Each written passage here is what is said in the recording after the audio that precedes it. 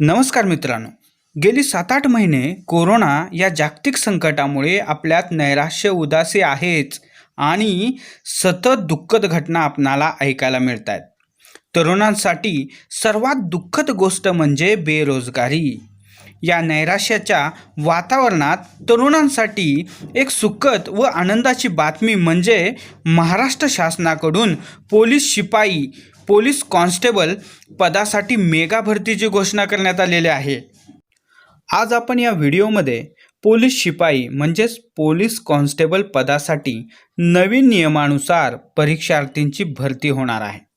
यासाठी शैक्षणिक पात्रता काय आहे, वयोमर्यादा किती असावी, शारीरिक पात्रता काय आहे, बदललेला नवीन अभ्यासक्रम कसा आहे, लेखी परीक्षेचे स्वरूप आणि शारीरिक परीक्षेचे स्वरूप कसे आहे याची माहिती घेणार आहोत. व्हिडिओ सुरू करण्यापूर्वी माझ्या चॅनेलला सबस्क्राईब करा, बेल आयकॉनवरती क्लिक करा जेणेकरून माझे नवीन व्हिडिओ तुम्हाला पाहायला मिळतील. त्याचबरोबर व्हिडिओ आवडल्यास नक्की लाईक करा. पोलीस शिपाई म्हणजेच पोलीस कॉन्स्टेबल पदासाठी शैक्षणिक पात्रता असते. कोणत्याही शाखेतून 12वी पास असणारा विद्यार्थी या परीक्षेसाठी पात्र असतो. या पदासाठी वयोमर्यादा खालीलप्रमाणे असते. किमान 18 वर्ष व कमाल 28 वर्ष असते. ओबीसी प्रवर्गासाठी 3 वर्ष सूट असते.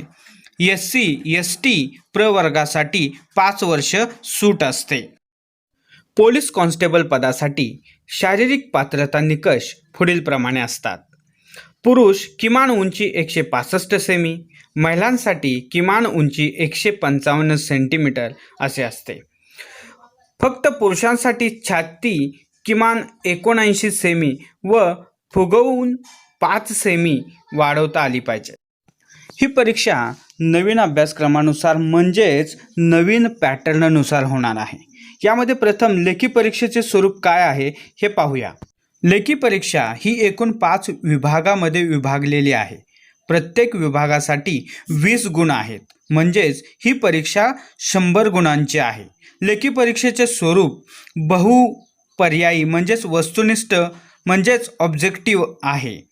लेखी परीक्षेचा अभ्यासक्रम व गुण विभागणी पुढीलप्रमाणे आहे. 1. अंकगणित 20 गुण.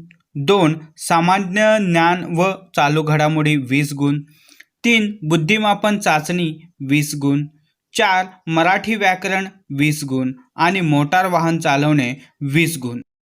या पदासाठी दुसरी आणि महत्त्वाची परीक्षा म्हणजे शारीरिक परीक्षा. या परीक्षेमध्ये एकूण 3 इव्हेंट्स घेतले जातात. ही परीक्षा एकूण 50 गुणांची असते. पुरुष गटासाठी पुढीलप्रमाणे शारीरिक परीक्षेचे आयोजन केले जाते. यामध्ये एकूण 3 इव्हेंट्स असतात. पहिला इव्हेंट 1600 मीटर धावणे यासाठी 30 गुण असतात.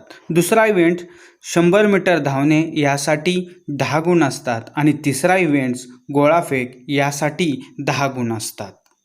महिला गटासाठी मैदानी स्पर्धा पुढीलप्रमाणे असते. यामध्ये 50 गुणासाठी खालीलप्रमाणे 3 इव्हेंट्स असतात.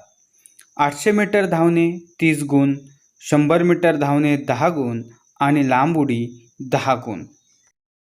मित्रांनो, बदललेला नवीन अभ्यासक्रम, त्याची गुण विभागणी पहा. त्याचबरोबर शारीरिक परीक्षामध्ये सुद्धा बदल झालेला आहे याची नीट व सखोल माहिती घ्या. त्यानुसार लेखी परीक्षेचा सखोल अभ्यास करा. मैदानी परीक्षा म्हणजे शारीरिक परीक्षेसाठी भरपूर कष्ट घ्या जेणेकरून तुम्हाला या परीक्षेमध्ये जास्तीत जास्त गुण मिळतील व सफलता तुमच्या दारापर्यंत येईल. हमेशा याद रखें, कोशिश करने वालों की कभी हार नहीं होती.